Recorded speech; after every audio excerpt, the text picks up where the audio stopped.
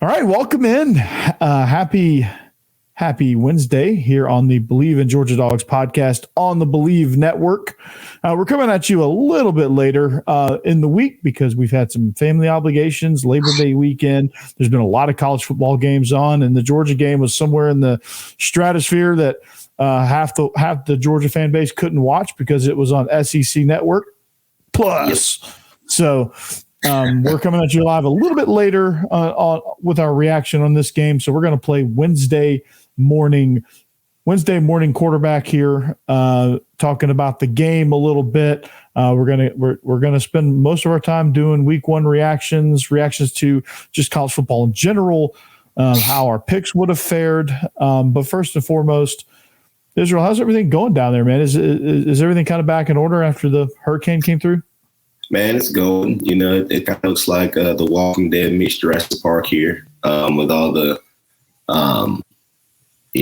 trees and stuff down. And, we still got a couple of power outages still going about. But, shout out to all the linemen. We had Mississippi Power and Alabama Power come down. A bunch of different states sent their linemen. So, it's getting back to normal for the most part. But there's a lot of damage here. So, slowly but surely. But Austin Lowndes has been out of school. We lost power in Waycross for a little bit, but everybody's pretty much back in Waycross. It didn't hit as hard as it did down in Austin. So everybody's good, man. Everybody's good. Most everybody was able to watch, college football, and glad that it's back because, it was a fun weekend. Yeah, absolutely. Lots of interesting games that I didn't think would be interesting. But before we get into that, our picks are always brought to you by betonline.ag. Our show in general is presented by betonline.ag, your number one source for all your sports betting needs. I missed a parlay, which would have netted me. I put $10 on it, would have netted me 40. Missed a parlay by 3 points. Michigan won 30-3. Would have hit the rest of them. It was Michigan, Kentucky, and Oklahoma all winning by 30 or more points. And Michigan won by 27. So I missed that one. South Carolina messed up my parlay, which was not very good. And then Clemson went down the way they did last night, kind of put a dagger in my weekend. But, we got some action coming up, hopefully. That I can get back to that. NFL starts this weekend as well, so hopefully I get a little change back. Yeah, we can go on quite a run here this weekend, starting Thursday with some NFL action and going into Saturday and Sunday with more college and NFL action. So, but BetOnline has all the live odds that you need, so you can bet live games, futures, all kind of things. So if you want to bet on who's going to be the AFC South champion, probably the Jaguars. If you want to bet on who's going to be that, you can right over at betonline.ag. If you want to hit a live game in the seventh inning, Yankees versus Astros, you can certainly do that as well. And they also have live casino games. So you can get in there and play some slots, some poker, blackjack, whatever casino game you like. You can go in there and betonline.ag to play. So here's what you do. You sign in. Go to betonline.ag. You could use your mobile device or your laptop. Doesn't really matter what device you use. I'm pretty sure they have an app. And use the promo code BELIEVE. Getting all choked up. That's BLEAV to get a 50% welcome bonus on your first deposit. So head on to betonline.ag. Use promo code BELIEVE. Get that 50% welcome bonus. BetOnline, it's where the game starts. So speaking of our game, I know you're probably just now catching parts of it, but I would describe this thing, and you can kind of fill in the gaps a little bit, but I would describe this game as a very weird game because as much of a struggle as it was early, for the score to be what it was kind of surprising. I thought we did a lot of good things, but not frequently enough. I think there's a lot of things to improve on. Now, there's a lot of people ready to hit the panic button and hit the eject button on Mike Bobo's seat. I'm not one of those that is ready to do that. A, brand new quarterback. B, had a lot of people out. And C, it's the first game against a FCS team. So pardon me if I think they treated this a lot like a scrimmage with a lot of guys out. I mean, it was survival at best early on while they were trying to figure things out. Yeah, man. You came out, you underestimated your opponent. That's consensus that I've gotten. Now I'm going back and watching the whole thing. I've only watched snippets of it. So I'm not quite sure, what happened, like from my viewpoint so far. It's kind of going off of snippets, reading Twitter and things like that. But if I had to guess, it was an FCS team coming in, you're defending 2-time national champion. I mean, let's just be honest. I mean, they're still kids at the end of the day. So, I mean, I'm pretty sure that they didn't take it very, very seriously at the beginning. And then they realized that UT Martin actually came to play, so in the second half, I mean, you see, I think it was 17-0 at halftime. And then, you come back and what do you do? Rattle off, 31 points? Something like that in the second half. I mean, obviously there was a nice attitude adjustment at halftime. But, it's one thing that, I tweeted, Coach Smart has preached about complacency, and that's the first time, everybody's ready to hit the panic button. I still haven't seen this draw play that everybody keeps talking about because I'm pretty sure why we keep running draw up the middle, up the center's butt. That's what they keep saying. Not, and play anymore. I asked one guy, I was like, the draw play, what personnel were they in? And he never gave me back. So I don't really know what that's about. But, guys, just calm down. I mean, it's the very first game, and what happens is this is what happens. Okay, you watch like Oregon score 80, Oklahoma put up 73 and things like that. In the history of Georgia football, even when I was there, we played a team that was not up to par as far as, SEC and things like that. We never, tried to embarrass anybody like that. It was never. We may win like 50-7 or something like that, but it was never a point to where we want to score 80, 100, against people, So yeah, that's what people are looking for, And I'm like, guys, just calm down. This is the first game. You had so many people playing, so many people out. You're starting Mekhi Muse at wide receiver because of injuries piling up. Coach Bobo's trying to get his feet wet back into calling plays and things like that. Carson Beck's, first year starter. I mean, the man went 21 of 31 for 294 yards. I mean, I don't get it. So everybody just not a bad day at the office. If Kirby is fine with it, then obviously I'm fine with it as well. Mm-hmm. Yeah, absolutely. And it just shows you where our fan base is, to be honest with you. And it shouldn't, we win 2 national championships and we get spoiled. Sound like these Alabama around here. I know. I mean, was our run game great? No. Should we have gotten a little bit more push more consistently? Yeah, probably so. Could we have mixed some things up a little better early on? Maybe, but maybe, but we still had a really good day at the office. We got a lot of guys, a lot of reps. I think we got some solid action for our second and third string quarterback. So anytime you can do that in a ball game, that's usually a good sign. And you'll get to see them more in depth. My thoughts on that are that I thought Gunner looked slightly better than Brock Vandegrift, which I think they both look very, very good. So that's going to be a tough decision for a quarterback too. But I've heard, that Brock looked better than Carson. So I mean, it's good that those guys are, competing against each other. Things like that. So I mean, everybody just calm down. It is the very first game of the season. You know what I mean? Against UT Martin, which is going to be pretty weird. If they play that first half, the rest of the season against everybody else, they're going to be a lot of people. So, it's one of those deals to where, all right, where are we at? We got some injuries. We need to see if these guys can play. All right. And that's what they did. I think that 9 different receivers catch a ball. See who we can depend on running back with injuries going on. So, I mean, guys, it's real simple. All right. Georgia's not going to show. We never showed anything. Even when I played, we never showed anything we're going to show in SEC play ever. In these, not against UT Martin, because you want to work on your base stuff. I mean, these games that we work on regular stuff that we practice every day, like our base offense. Yeah, getting that down, getting the checks down, getting the basic stuff down. Like, you're an offensive coordinator. I am not currently an offensive coordinator, but I have been.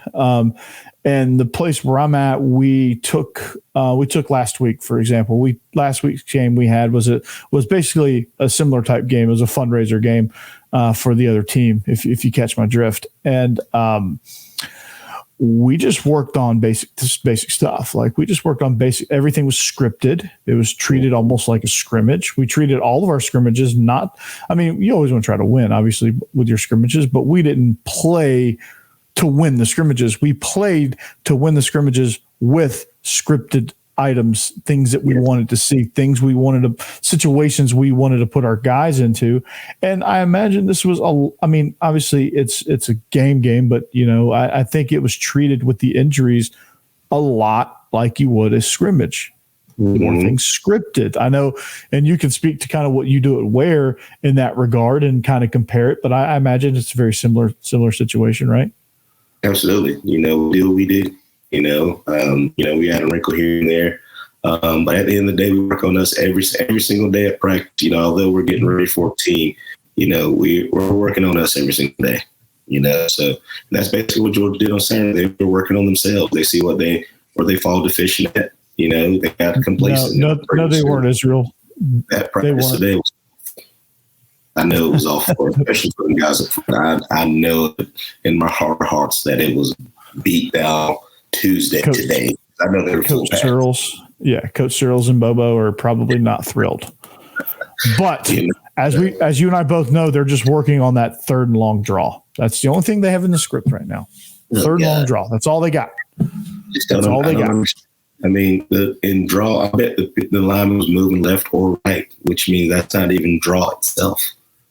That is a different run, guys. Yeah. I will admit, it's so weird. He probably ran draw like one time in a situation where he probably could have or shouldn't have run draw. It's probably, offense coordinators are never supposed to make the wrong call ever. Do you know that? Yeah. Is that in your handbook? Is that in your offense coordinator handbook? Absolutely. You're not allowed to make a call. More wrong calls in my lifetime than I have made really good ones. So, you're going to see what you got. You're going to go out here and play football, and you're going to have fun doing it. And the second, it didn't look like fun. It was fun in the first half at all.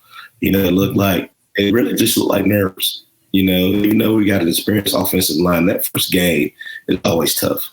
You go back to last year. You're playing Oregon, so obviously you're up for that game. It's Oregon. They can beat a lot of it if they really want to. They just scored 83 with that same group this week. This past weekend. So it's Oregon, but you're going against UT Martin. No disrespect, UT Martin.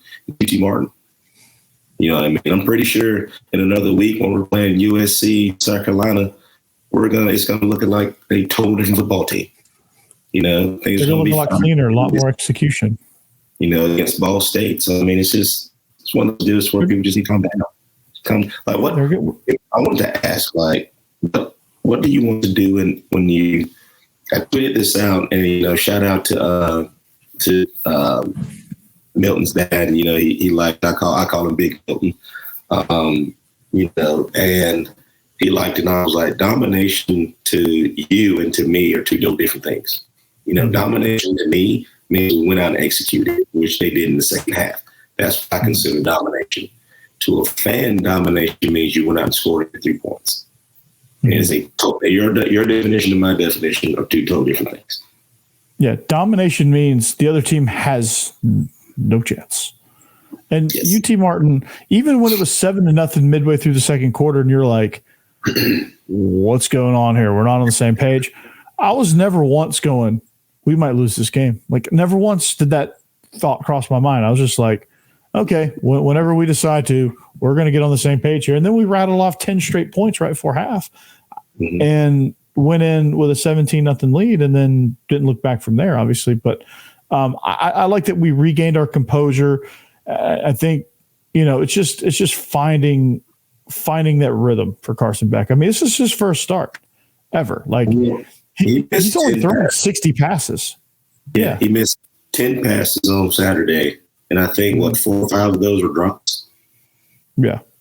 So and really, some of his misses were bad, but you know what I mean? So come on, guys. I mean, this is kid's first game out. Never we were there started. all game when we wore the red pants. We saw what happened. Yeah, we are.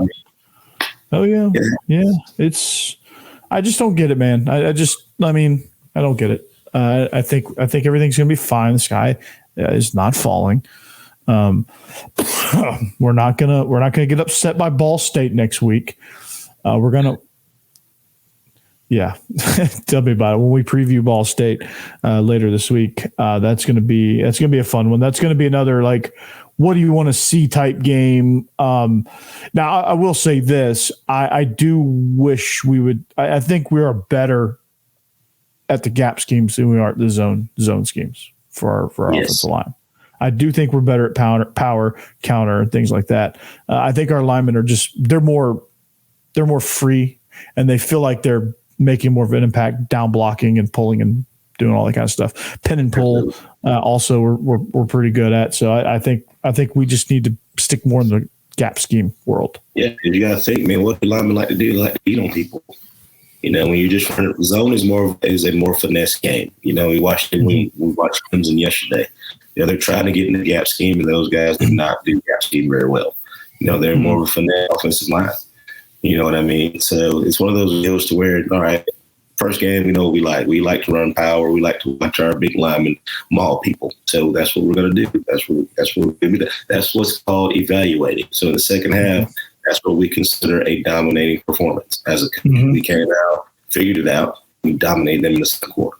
It happens, guys. It happens. And it probably would have been in the 60s had it not been for all those holding. I thought Brock's first drive, he got screwed over because I think we were trying to set the world record for holding calls in one drive. Because every time we did something good, there was a hold. And that was kind of frustrating. But again, penalties are always frustrating. Headman was not real happy with our penalties this past Friday.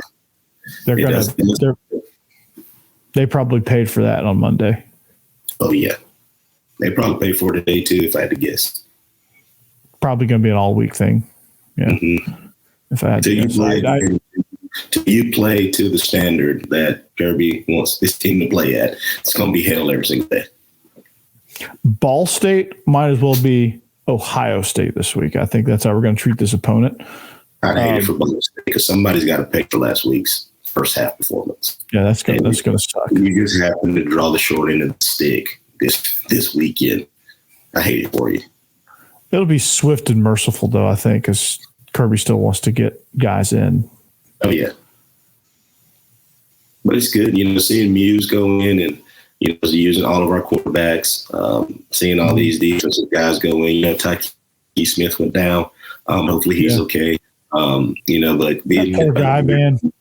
I hope it just happens. I hope it happens early to where it doesn't affect us later on down the season. You get bit early with the injury bug. So now go through the rehab. We got one of the best, sports medicine guys in the whole entire country. And Ron Corson, shout out to Ron and his crew in there. So, we're going to be fine. Get SEC play in 2 weeks. And then the ball really starts rolling. And I can guarantee you this, after seeing some of the performances this past week by the SEC, no game is bigger than the other because it's really going to be one game at a time, like legit one game at a time. If you get caught looking forward, you're going to be making press conferences like Brian Kelly this week and that week. Yeah. Oh my gosh. Yeah. It's talk about crazy. We'll get into that here in a little bit, but defensively, I was able, I'm glad we were able to. I was able to sit back and enjoy watching our defense play because that was a thing of beauty. I thought we played extremely well. I thought we tackled well in space. There were some situations where I think in years past they would have probably had a lot more big plays, but there was some where you had a guy in space one-on-one and close the gap and make the tackle. Kamari Laster, I thought, did a really good job. There was one play in particular, I think it was like 3rd and 3 early on. They throw a screen. I mean, they have it blocked up perfectly, and Kamari Lassiter just blows through the block and just closes the gap, patient, and just puts his nose on the guy and stuffs him for no gain. Like, that's when you realized what SEC speed looks like, because in every other league in the country, that's a first down, particular play. And you probably know which one I'm talking about. It was a 3-by-1. I think they were in a bunch look. So it was like a protected screen, and it was like Kamari. No, it wasn't Kamari Lassiter. Kamari Lassiter actually set the edge and caused the guy to not be able to run up field fast. And I think it was Javon Bullard actually that came in and stoned the guy. We had and I think, when we went to the spring practice this week, that's one thing that they start off with. I think they call it pride drill at Georgia. I could be totally wrong with the name, but I know it's something that was with that. It's basically screen drill, millennial screen drill. We actually Oklahoma. That's it. That's exactly what he calls millennial Oklahoma. We actually did it today. We do it every Tuesday at Where To. It's just one of those deals to where you want those guys on the perimeter to be physical. Watching my receivers block this year on the perimeter is actually a thing of beauty. They absolutely love just knocking the hell out of people, and it makes me happy. We got a holding penalty this week simply because we have hedges at our stadium, and my slot receiver took the DB into the hedges. Boy. It wasn't a personal foul or anything like that. They come for holding. I was like, that's not holding. After the game, the referee was like, "Coach, that wasn't holding." He just whooped his ass so bad that I had to do something. I understand. You know what I mean? Just seeing those guys do that, but seeing the clips, and like I said, I'm watching the game. I'm actually watching it right now. Our defense looks spectacular. I mean, they played at midseason form. Those guys were ready to go. Offensively, we're still, and the defense is always ahead of the offense. So, everybody just that's an even more experienced group. And Kirby, I trust. You know what I mean? So, oh yeah. And I said, and I tweeted this as well. Just take these same people that are raising hell are the same people that thought JT Daniels should start over Stetson Bennett. And like I said, did y'all happen to watch the Rice game this past week? And this is no knock on JT Daniels by any means. But if you leave a quarterback in the pocket, you're actually going to see what happens. I mean, y'all were clearly wrong about Stetson. So, Stetson had some sort of it factor. He just made the Los Angeles Rams 53. Oh, my God. It's amazing how that works. Yeah. He's a gamer, man. He is a gamer. Does he make some boneheaded throws? Does he make some head scratchers? Yeah, he does. What player does it? Yeah, he does. And I think what bit him the first time around when they replaced him with JT Daniels is that he made some crippling throws and turnovers and couldn't recover from it. When he figured out how to recover from those things and not keep making those mistakes, like in that Bama game in 2020, where we had him on the ropes and we pretty much gave the game away from him. Yes. It was Stetson not managing the game very well, tried to do too much, and threw like 3 just crippling interceptions. One of them was a pick 6. I mean, they were horrible picks. It was just him trying to win the game on one throw. And when he figured out that he didn't have to do that, and when he figured out that, hey, if I get aggressive and I do throw an interception, it's okay. We have a defense that's actually capable of stopping somebody. So I don't need to do too much. I can make plays. If I can just keep the chains moving however I can, let's do it. And then he got the mojo, and then he became electric. And that's when we won our first natty, and then that's what made him a Heisman finalist and won the second natty and won it convincingly over a team that didn't have a good start to the season at all. And you know what I'm talking about. Overlooking your opponent. Yes, but to put a bow on the Georgia UT Martin game, weird, but glad we finished the way we finished. And let's move on to Ball State. Ain't no doubt. Guys, calm down. Jeez. It's amazing to me that You guys can't even handle watching a football game on TV. Imagine being in those meetings. Like after our first week, then we didn't play very well on offense. And your head coach comes in there and he brings that pad and sits it on that table. You're like, God, just drop your head and be like, here it comes. Yeah. And you know that, and he doesn't come in fire and brimstone at first. No. He comes in, he just and you can see this playing out. He just drops the pad and it makes that sound, that just slight flopping sound. He just kind of plops down in the chair, puts his readers on, takes a deep breath, and then unleashes hell. All right, guys, you just like, here it comes. Just get comfy. It's gonna be wild. You're like, oh shit, yeah, it's gonna get wild here. So, but anyway, so later on this week we're gonna preview the Ball State game. So that's gonna be a lot of fun. While we got a few minutes left, though, I thought it was a very interesting week in college football. LSU they just flat quit. LSU, they just flat quit. It's LSU. South Carolina, LSU, South Carolina offensive line, terrible. Last time I saw, they didn't lose anybody up front, which was, unless I'm completely wrong, but I don't get it. They lost anybody. I don't think they were very good up front. I don't think they were very good in the offensive line last year. I think Spencer Rattler just got on a heater. But I guess the mojo is to not bet on Spencer Rattler early in the season, just later in the season. Yeah. We got to get a couple games under the belts first. Yeah. And then Clemson. Game 3. Ouch. How do you get blasted by Duke? Like, I get, okay, Duke's a good team. I love Riley Leonard. I think he's a great quarterback. He might be a first rounder. But at the end of the day, it's Duke. Yeah, shout out to man, because he had those boys ready to play some ball last night. You hear me? Mike Elko might be coach of the year. Yes, he's coach of the week in the ACC. But he better be. Them boys came out and ready to knock the hell out of people. And you saw it from the very first play of the game. And they did. And Clemson had no answer. And listen to Dabo. I'm not a big Dabo fan, and most people aren't. But one thing I do give Dabo, he coached his butt off the entire game.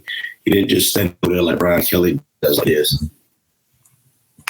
Brian Kelly looks like he's just trying to think about what he wants to buy at the grocery store next week. Like, I don't understand that. But I will say this: Florida State is legit, dude. Keon Campbell, dude. Is it Keon Carpenter or Keon Campbell? I don't know, but he knocked the hell out of people. But I do not know that. Jared Verse, Keon Coleman.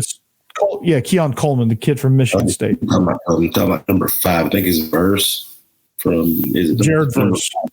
Yes, Jared Verse. That joker, he's a D lineman. That joker is, I mean, he's a first round. That team is loaded. But to be honest with you, man, I just didn't think they had the depth to win a game. I thought it was going to be close the whole time, but I just didn't think they were going to be able to pull it off against LSU. It was so close last year, and it was a special teams play away from being the other way. And LSU didn't really lose a whole lot. Yes, so I thought it would be a very similar. But man, was I wrong. Glad I'm wrong. I like Florida State. I like what Mike Norvell is doing. I like Jordan Travis. He's had kind of one of these kind of careers where it started really rough, and it just would get a little bit better each week, a little bit better each year, and now he's a Heisman finalist. He looks like a legit quarterback. Absolutely. Shout out to one of my former players, Jaheim Bell. He had a 2-touchdown night as well. And I'm ready for that Coach 30 to come out. The last touchdown that Jaheim scored, just little number 24, he did not want any of that. I'm just ready for that. I think it's out. I think it's out. I think he put something out. He put something out, dude. The TCU in the very first play is priceless. I saw a Florida State one. So I didn't get a chance to watch it. Coach 30. So if you're a coach, you're a player. Your goal is to not get Coach 30. Don't do that. That's not a good sign if you're on the wrong end of the Coach 30. My still favorite one was had him on all fours like your mama in a Luther Campbell video, an Uncle Luke video. That was my favorite. That was hilarious. And in case you're wondering, that's exactly what college meetings sound like, by the way. Like to a T. I believe it. Oh, you know who I saw this weekend? Speaking of, I saw Coach G. He was at our game. Coach really? Garner. Yeah. G. He was wearing the checkerboard. Orange checkerboard stuff. Yeah. But he was at our game. I saw him. He was on our sideline. Yeah. Guy hasn't aged a bit. No, not at all. Even with all those little girls, man. I remember they're all grown up now. Yeah, that's that man. He survived the estrogen ocean. that was good to see. Shout out to Coach G. It's crazy seeing all those guys over there in Tennessee, Coach Martinez, Coach G, Coach Eckler, who Coach Eckler recruits out here in South Georgia. He comes to where all the time. We got one of our defensive ends that they're trying to get, and he comes in there. He's, putting on a clinic, So I love you guys, except for one game out the year. I wish you all the best, except for one game out the year as well. Yeah, being in Tennessee country though, with the Tennessee fans as much as they surround me, it gets kind of hard to root for Tennessee. But I really like Josh Heupel, obviously Coach Garner, obviously a lot of things that they do as a program right now since they made some changes are really, really good. Oh yeah, but I can't admit that. I can't do it. I can't admit it. I can't admit it. I say the same things about Ole Miss too. I like Ole Miss. I like Lane. That's why I can never say go Gators, even though we're the Ware County Gators as well. I just can't say it. Now that I can't. Speaking of the Gators, Kyle, we didn't get a chance to talk about the Gators either. But I will say this. I think Billy Napier's got going in the right direction. There was a lot of just it's one of those deals to where you're on the road. I mean, in a very, very hostile atmosphere and just stuff just not going right. First of all, your receivers out there and really short shorts, not football pants. I don't really know how they even remotely got away with that. First of all, it's just bad thing after bad thing happened. Defense played well. To have such a young coordinator, I think defense played well. I think, if they figure some things out, they're going to be, pretty good. Israel, I don't know if I can agree with you. I don't know if I'm with you on that. I don't know. But we said they were a couple of years away. This is only year 2. We did. That was ugly. I mean, I'm not one to be like, throw out all hope out the window, but they've got a lot to clean up. No, it was rough. It's going to be interesting to see how they do this weekend. Like it's going to be a telltale sign of how they do this weekend. Yeah, I mean, if things continue to spiral and go south, like it just shows you that how good or how much of an impact that Anthony Richardson made on that program. Absolutely. And it just shows you roster depletion of what happened before he got there. That is also true. Because now you're relying on people who weren't there, who weren't part of the program to begin with. Young kids, you're relying on those guys now. It's not like they can look at older people, kind of show them the way. No, dog, you got to go in right now. And some people aren't ready for that fight yet. But Israel, they're going to say, should he have been more active in the portal? They're going to say, hey, you had a chance to get Sam Hartman. You had a chance to get Devin Leary. You end up with Graham Mertz. He's so bad. Graham Mertz is so bad. Like if you're gonna have a rough year with somebody else. Well, you had to get the recruiting budget up, man. They didn't have nothing to do. They were giving chicken fingers and hot dogs to recruits. That's true. That's bad. You can go to Notre Dame and get lobster and shrimp. Come on, man. Which one you going to choose? I mean, I'm choosing lobster and shrimp, but that's just bad though. Like you're Florida. It ain't like you're Mississippi State. You're Florida. Look, they're in bad shape, brother. And we've been talking about it for a while how bad they were in. Their tradition alone should be able to get them at least one of those people, right? Yeah. Is it that bad down there? I mean, you're closer by. You probably hear more of the stuff that goes on. It's bad. It was bad before he got there. Like it was downhill. Okay. It was going downhill quickly. Maybe I need to give him a little grace. Or if it goes really, really downhill, maybe we should get a lifetime contract. Or maybe we should see if they can hire Dan Mullen back. I don't think he's in Gainesville anymore. That'd be good for us. Yeah, no, he's God. He's bad from Gainesville. That was baffling. Yeah, but we shall see. The SEC it always surprises you. And I guess so. But I can't see it with Graham Mertz. I can't I don't care what you say about Graham Mertz. I can't. Especially if I'm a Florida fan, which I'm not, I just don't see that happening with Graham Mertz. Like I don't see it. Like he's had plenty of tape. Like you know what you're getting into. Like if you're going to lose a lot, if you're going to struggle, why you got a good quarterback coming in. Mm-hmm. So why not just struggle through with a young guy and see what you got? Yeah. You might as well. It's not going to get any worse. Like Graham Mertz is bad, dude. Yeah, you can't struggle with a little guy. Speaking of, how about DJ Uyunglele watching Clemson play yesterday? How excited was he? Oh, man, that was great. He was like, maybe it wasn't him. I don't know. Maybe it wasn't me. Maybe it okay.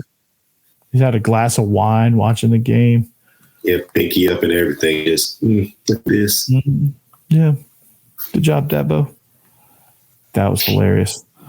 And then Coach Prime, man, hats off to him. Getting so much hell. Nick Williams, my man's getting emotional. He was so excited. You know, Nick Williams, one of my teammates at Georgia. Shout out to him. You know, Coach Pollock, a really good friend of mine, was also on that staff. You know, so you know it was good. It was good to see that happen. But at the same time, Deion told you they were coming. They were coming.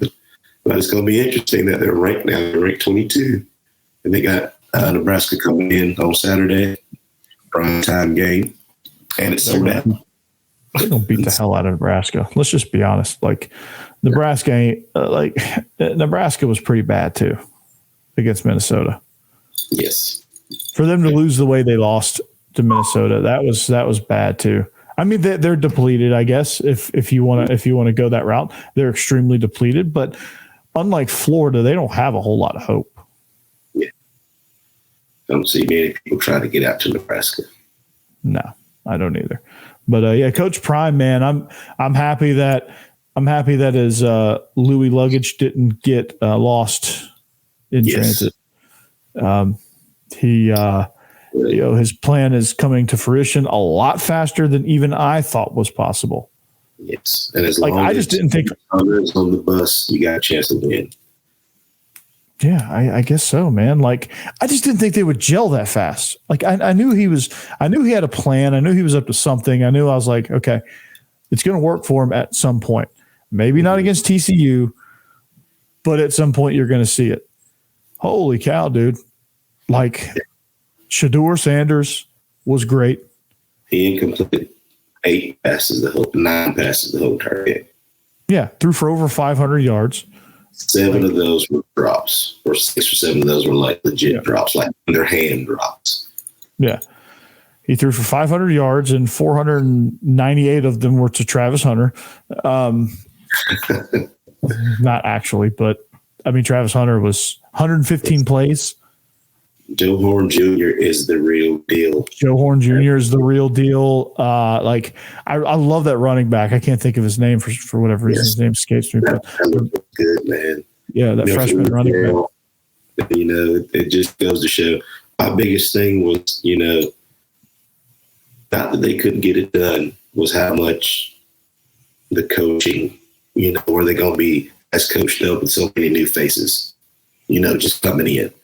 You know, and I'm dang if I'm ready to go. That's part of the gelling stuff. That's part of the gelling phase. Like those guys are all new.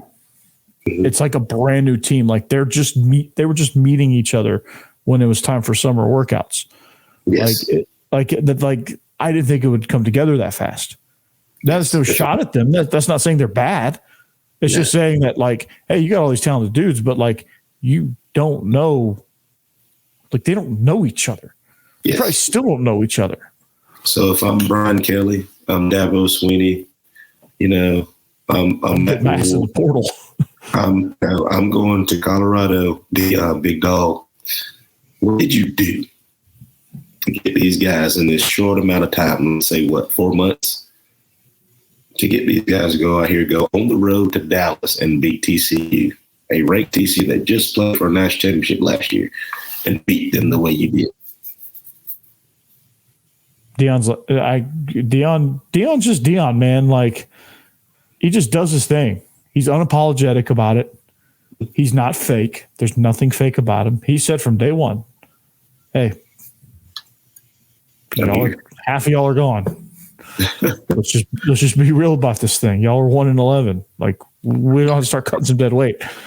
Like, he was real about it.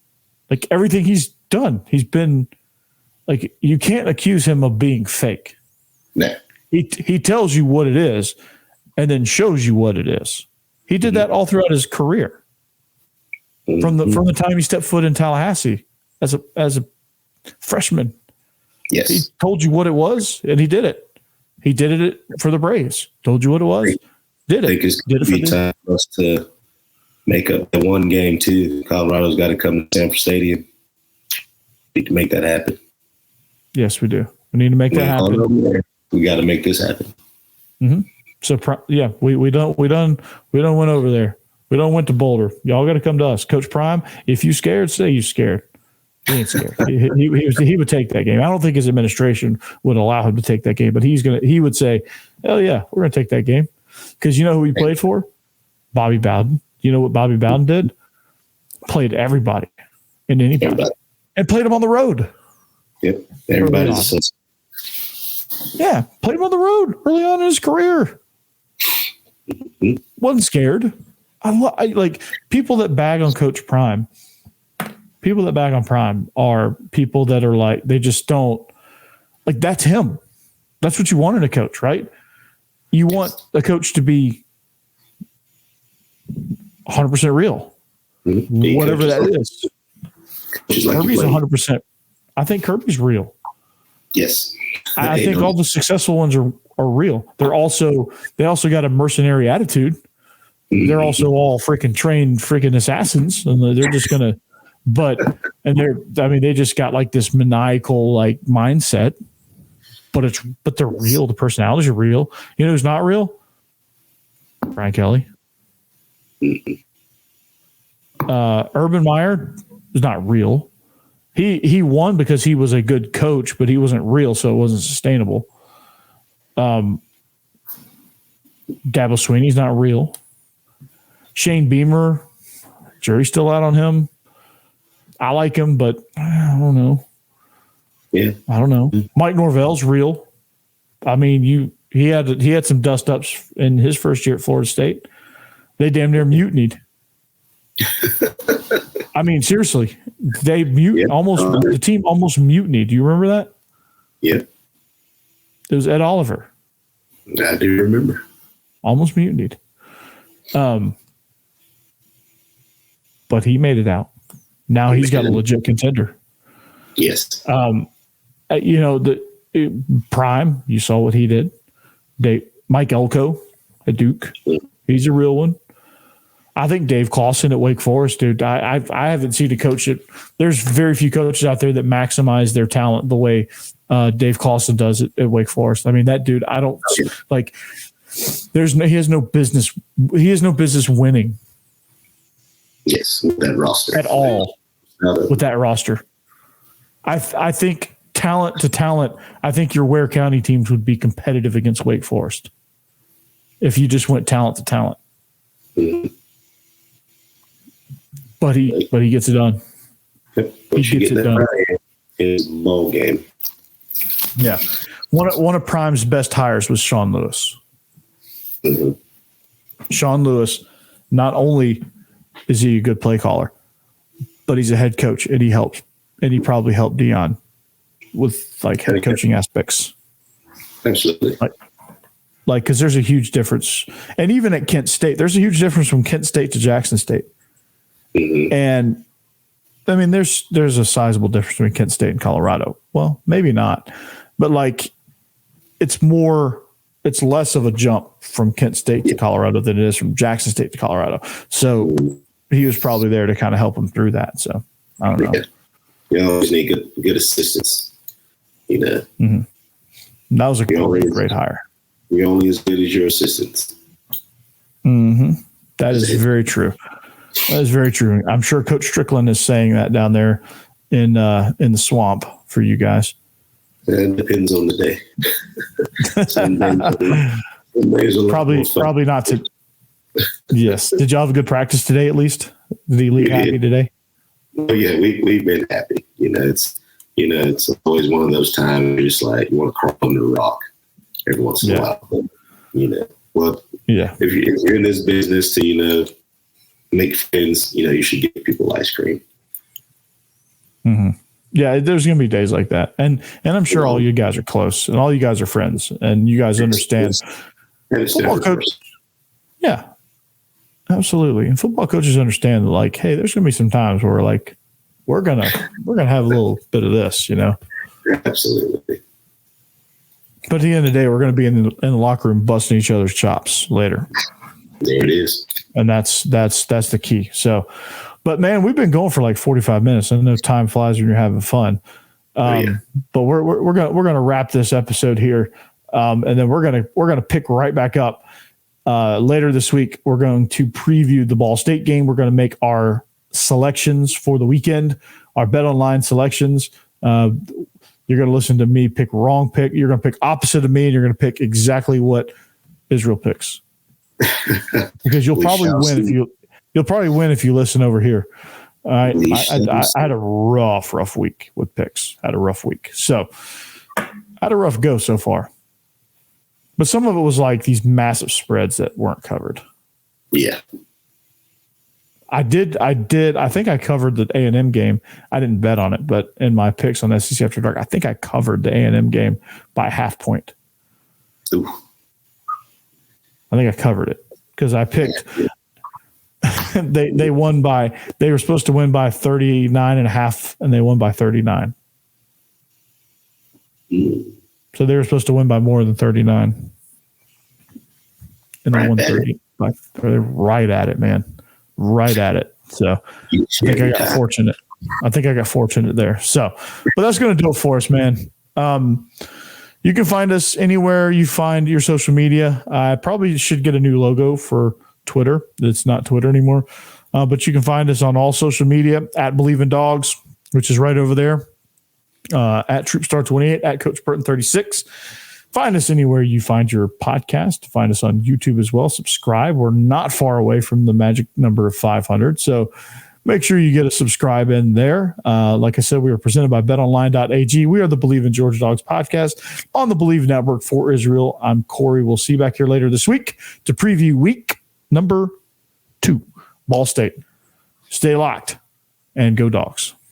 Go Dogs. Do you believe?